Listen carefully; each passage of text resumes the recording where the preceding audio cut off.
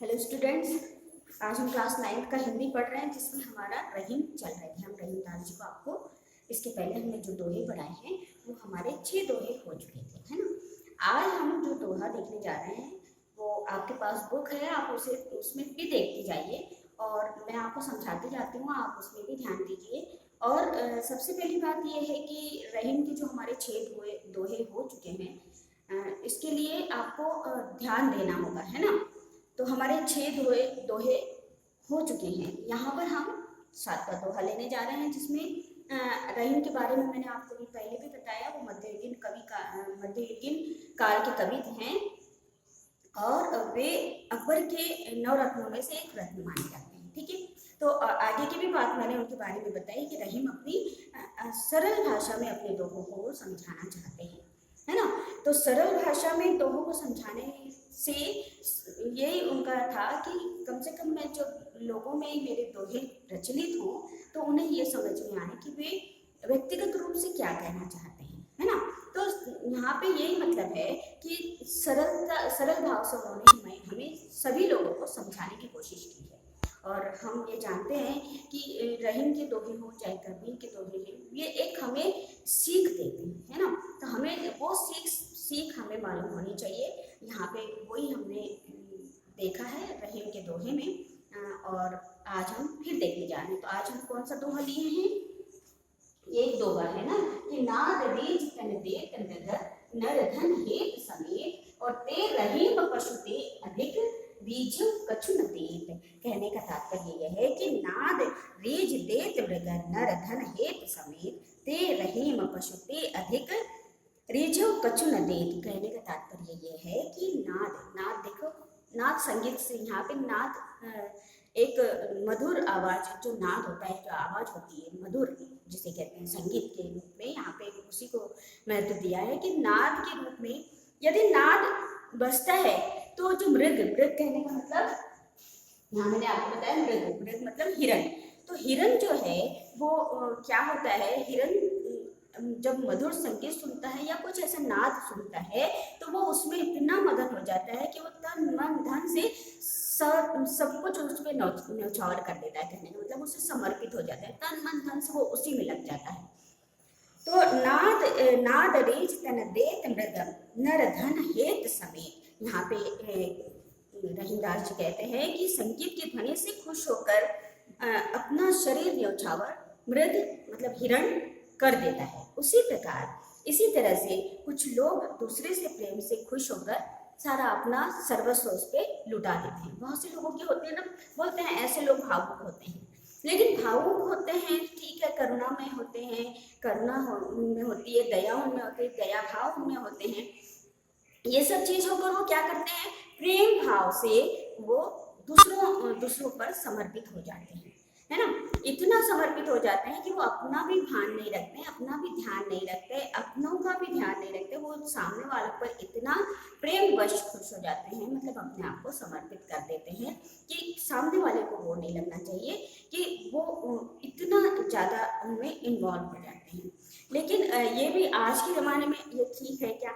लेकिन जिसकी आदत है, जो व्यक्ति स्वभाव से ही वैसा है, उसे हम कभी किसी का स्वभाव बदल नहीं सकते।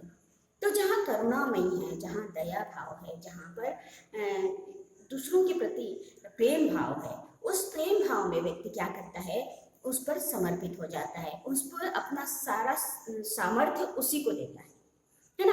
तो यहाँ पर यही कहने का मतलब उन्होंने हिरण का जो हमें एग्जाम्पल दिया है यहाँ पे कि वो नाच सुनने से, जैसे वो संगीत सुनने से जैसा खुश हो जाता है, वैसे ही कुछ लोग होते हैं जो प्रेमवश क्या होते हैं, प्रेमवश दूसरों के प्रति अपना सब कुछ तन मन धन तक लुटा बैठते हैं।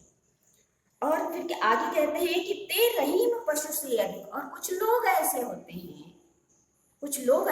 हैं जो आप सब कुछ दे तो देते हो, आप उनके लिए कर तो देते हो, लेकिन वो आपको कुछ भी नहीं देते, बल्कि आपको अलग हटा देते हैं। कुछ लोग ऐसे होते हैं, किसी के लिए कितना भी कर दो आप, लेकिन सामने वाला व्यक्ति नहीं, वैसा नहीं होगा। वो अपने को वैसे ही अकड़ दिखाएगा, वैसे ही सबको होगा।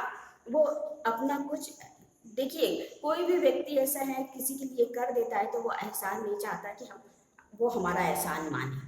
ये तो प्रेमवश, एक दयावश, करुणावश आदमी करता ही है। क्यों? क्योंकि एक प्रेम भाव का जो स्वभाव उस व्यक्ति में होता है, वो व्यक्ति दूसरों पर लुटने के लिए तत्पर रहता है। कहने का तात्पर्य ये है कि हम यदि किसी व्यक्ति के सामने, यदि किसी सामने हमको ऐसा लगता है सामने वाले को हाँ जरूरत है, तो हम जरूरत से भी ज्यादा उनको कर देते हैं, है ना। लेकिन कुछ लोग, यहाँ पे रहीमदास जी कहते हैं कि कुछ लोग ऐसे होते हैं, वो ये भाव नहीं जानते कि उन्होंने हमारे लिए किया तो हमें कुछ तो उनको करना चाहिए। देखिए, ये स्वाभाविक व्यक्ति का स्वाभाविक नेचर है कि जब प्रेम संबंध बनता है या संबंध किसी से या बनता है, संबंध जब बनता है तो भाई आदान प्रदान तो चलते रहता है ना, गिव एंड टेक वाले पोजीशन आ जाती है सब में, संबंध कोई भी हो। जहाँ पे व्यवहारिकता की बात आ जाती है तो वो तो यही सोचता ना, नहीं यार उसने हमारे लिए इतना किया तो हमको तो कुछ करना चाहिए, ये अपनी तरफ से व्यक्ति सोचता है। लेकिन यहाँ पर रहीमदास जी कहते हैं कि कुछ लोग ऐसे होते हैं, कुछ लोग यानी बिरले कहेंगे उन्हें, कुछ लोगों में से कहेंगे कि ऐसे होते हैं, तुम चाहे उनके लिए कुछ भी कर लो, अपना धन लुटा दो, अपना सब लुटा दो, लेकिन सामने वाला व्यक्ति टस से मस नहीं होगा। क्यों? क्योंकि वो व्यक्ति का नेचर ही नहीं है, वो अपनी अकड़ में रहता है, वो अपनी हेकड़ी में रहता है ना। कहने का मतलब ये होगा कि सामने वाले व्यक्ति को ये समझ आना चाहिए कि वो यदि हमारे लिए कर रहा है तो हमें कुछ कर देना चाहिए। ये होता है, नेचुरल है, ये स्वाभाविक है कि कोई व्यक्ति हमारे लिए करता है तो हम भी उस चाहते हैं कि हम उसके लिए कर दें। लेकिन यहाँ पर वो रहीमदास जी कहते हैं कि कुछ व्यक्ति ऐसे होते हैं जो तुम चाहे उसके लिए कुछ भी कर लो, वो कुछ नहीं करेगा आपके लिए, बल्कि और वहां से हट जाएगा। तो ऐसे व्यक्ति को क्या बताया उन्होंने, रहीमदास जी ने ऐसे व्यक्ति को बताया है पशु के समान है। ऐसे व्यक्ति कैसे हैं? पशु के समान हैं। तो पशु के समान व्यक्ति क्या अच्छे लगते हैं? मुझे तो नहीं लगता कि संसार में ऐसे लोगों को ज़्यादा दिन तक के लोग उन्हें झेल पाए या कुछ उनके बारे में सुन पाए। ठीक है, वो अपने में है तो उनको अलग कर दिया जाता है, लेकिन समय रहता है सबके साथ, समय के साथ। लेकिन समय के साथ भी, समय सबका बोलते ना समय परिवर्तनशील है, तो नेचुरल है कि वो ऑटोमेटिक उसका समय वैसा आएगा, वो अपने आप झुक जाएगा। लेकिन अभी तो ऐसा नहीं है ना, अभी तो कुछ व्यक्ति ऐसे होते हैं, रहीमदास जी ने कहा कि जिनके लिए हम कुछ कर दें वो हमारे लिए कुछ भी नहीं करना चाहते हैं। तो ते रही न पशु से अधिक दीजियो कछु न देत, वो कुछ नहीं देना चाहते हैं आपको, आपने कर दिया तो कर दिया, वो आपके लिए कुछ भी करना नहीं चाहते, वो वहां से हट जाना चाहते हैं, है ना। तो ऐसे व्यक्ति को उन्होंने पशु के समान बताया। लेकिन नीति तो यही कहती है कि भाई आपने किया है तो हम भी उनके सामने कुछ ऐसा हो तो हम भी उनके लिए कुछ कर दें। भाई देखिए, व्यक्ति भाषा या हमारी खुद की अपने आप में हम ये समझते हैं कि आदान प्रदान से ही सब कुछ है, कुछ देंगे तो कुछ मिलेगा, मिलेगा तो कुछ देंगे, ऐसी वाली है ना। लेकिन कुछ व्यक्ति ऐसे होते हैं कि नहीं, बस लेना ही लेना वो जानते हैं, लेना ही जानते हैं, देना कुछ भी नहीं जानते। यहाँ पर इस दोहे का मतलब ये है ना। तो यहाँ पे हमने ये 7वें नंबर का दोहा देखा। अभी हम आगे के लिए चलेंगे और आपको नेक्स्ट वाला दोहा बताती हूँ।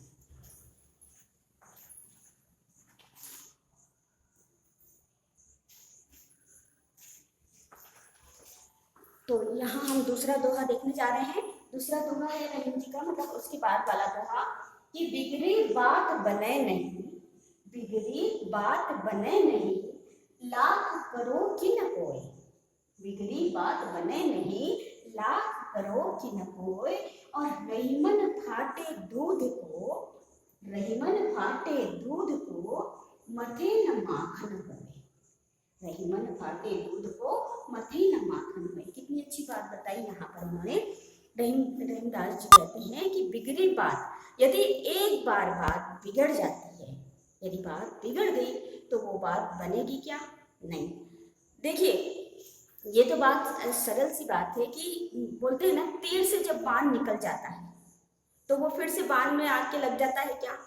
नहीं, निकल गया सो निकल गया।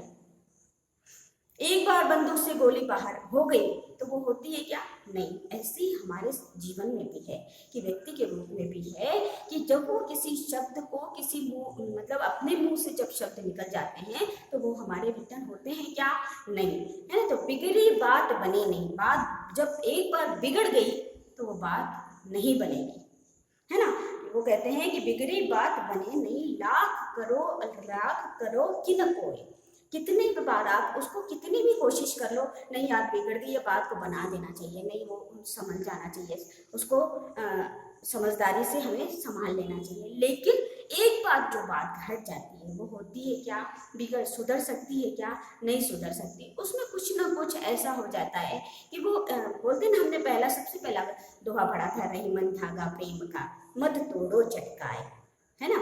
और तोड़े से फिर ना जुड़े तो पड़े गांठ पड़ जाए, बंधे गांठ पड़ जाए। वही यहाँ पे भी है कि बिगड़ी बात बने नहीं, बात जब बिगड़ जाती है तो वो बनती नहीं है। वो कहीं ना कहीं एक मन में, एक दिल में ऐसा खटका हो जाता है कि उस बात को लेकर हर एक की बात हो, किसी की भी बात हो, लेकिन एक बात बिगड़ गई तो वो बात बनेगी नहीं।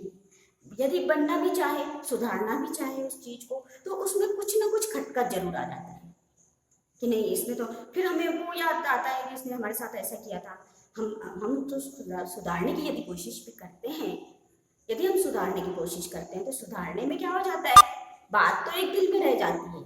वो जो दिल में बात रह जाती है, वो जो एक खटका मन में रह जाता है, वो उसकी वजह से वो बात हमें बार बार याद आते रहती है और वही दिमाग में चलते रहता है। तो बात बिगड़ी वो बनेगी नहीं, लाख करो कि न कोई। थोड़ी देर के लिए भले ही संबंध आना जाना जो भी है, यदि व्यक्ति सामने वाला व्यक्ति से हमारे उससे संबंध हो गए और बात बिगड़ गई, यदि हम उसकी थोड़ी देर के लिए हम उसके पास एक ऐसे दिखावे के रूप में हम चले जाएं, लेकिन वो सिर्फ दिखावा रहता है। वो प्रेमी संबंध रहता है क्या? प्रेम वाला जो संबंध पहले जैसा था वो रहता है क्या? नहीं, वो वहीं पर टूट जाता है। कहने का तात्पर्य ये है कि बिगड़ी बात, रहीमदास जी यही समझाते हैं कि बिगड़ी बात बने नहीं, लाख करो कि न कोई भी सुधार ले उसे, कोई सुधरने का चांसेस नहीं रहता है। वो बात एक बार आ गई तो वो बात बिगड़ ही जाती है।